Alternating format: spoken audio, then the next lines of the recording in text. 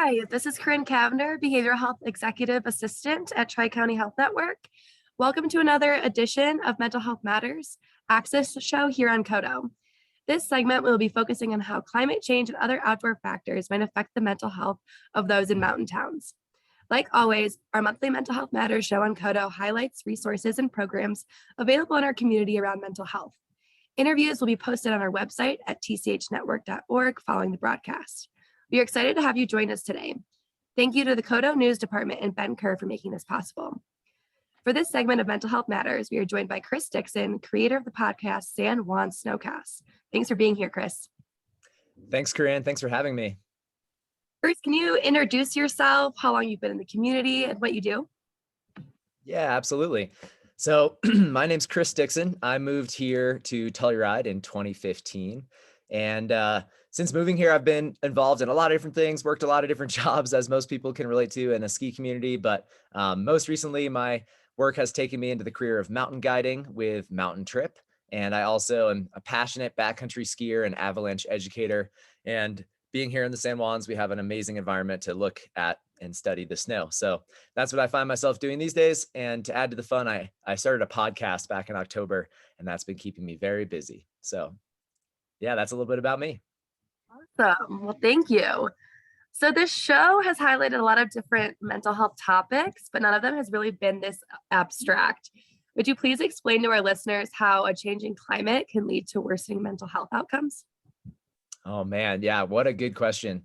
And a little bit more on me. I studied environmental science in college, and so I really spent a lot of time studying climate change. And it led me to kind of have a pessimistic look at our culture, at our world. And I, as a kind of idealistic college student, I was thinking like, wow, we're destroying this planet, and no one seems to care. And so I went through a really hard time with that. Coming to that realization of like, why are our parents not changing all their patterns and ways of behaviors and ways of purchasing things? And ultimately, I think a lot of folks who are even younger than I am, I'm 31, folks who are the next generation, they are even more in tune and aware with how our climate is changing. And I think climate anxiety is a real powerful and important like mental health issue that is going to be more and more prevalent in the future.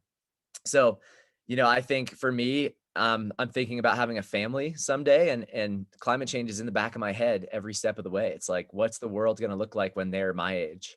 And so for me, it's leading to a little bit of this existential dread, honestly. And that's a tough thing to deal with. And so, yeah, that's my perspective on it. And I think ultimately it can lead to worsening mental health outcomes if you really internalize some of the things that are happening in the world. Yeah, thank you. So specifically in mountain towns, how do snow patterns or the lack of snow potentially in future seasons due to climate change impact our mental health? Oh, I think we're seeing that impact right now. Here in the San Juans in Southwest Colorado, we have a lot of time in the winter where we don't get snow and we get these long droughts, and you can see it on people's faces, the lack of excitement. It's a totally different vibe in town when there's powder and people are here to do or doing what they came here to do, which is recreate outdoors, a lot of folks. And so we are so closely tied to these weather patterns. And a lot of times our mental health and our mental well-being is tied to the presence of snow in the future or in the winter. And looking at the future projections, we're seeing increased variability. And in general, like the weather is going to trend towards these extremes. So there might be winters where we get no snow, and then the next winter might be an all-out blizzard. And that roller coaster of emotions can be really difficult to navigate. And it's something that I think about a lot, especially in my line of work. Like, is there going to be snow to play on in the future? And if not, like, what do I do about that? And so that's always in the back of my head. Yeah.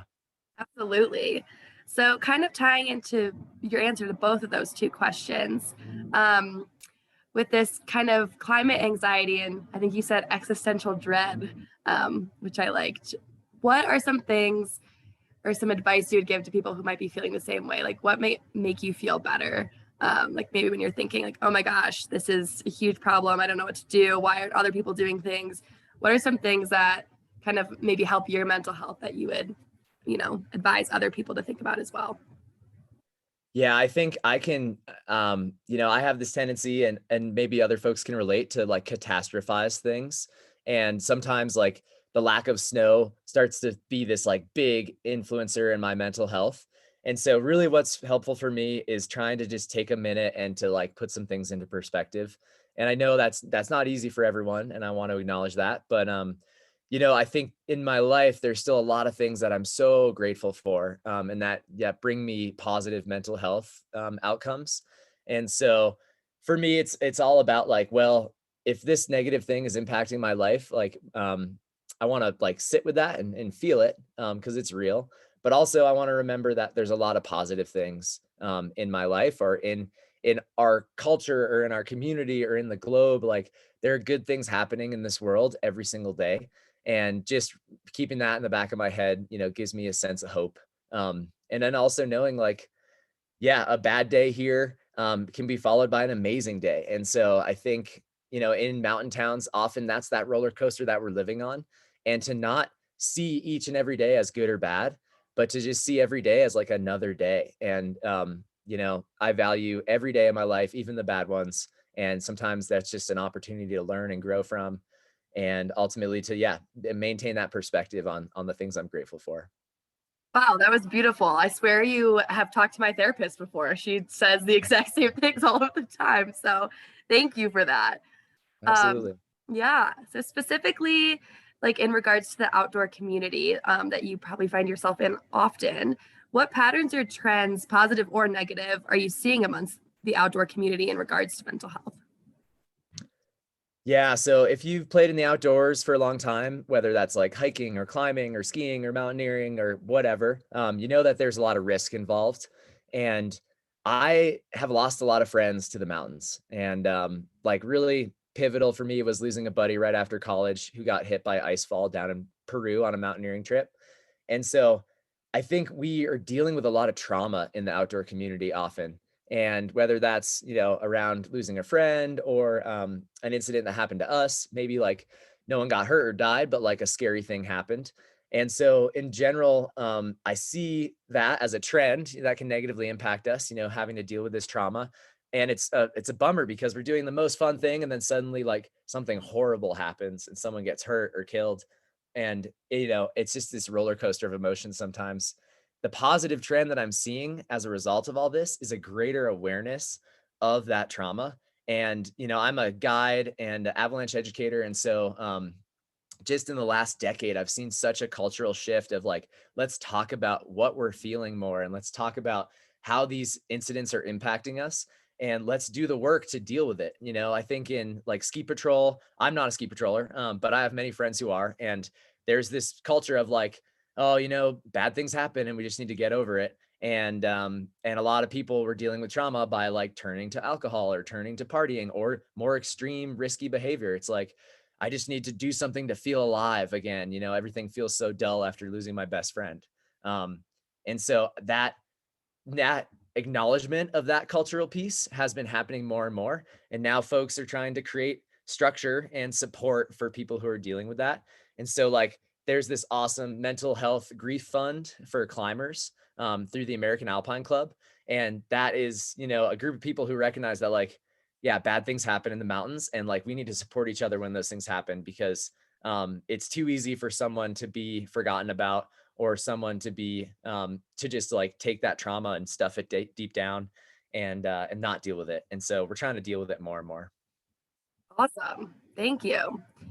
Um, so we kind of touched on this a little bit, but is there anything else you want to talk about ways you make sure you're taking care of your mental health through what you do?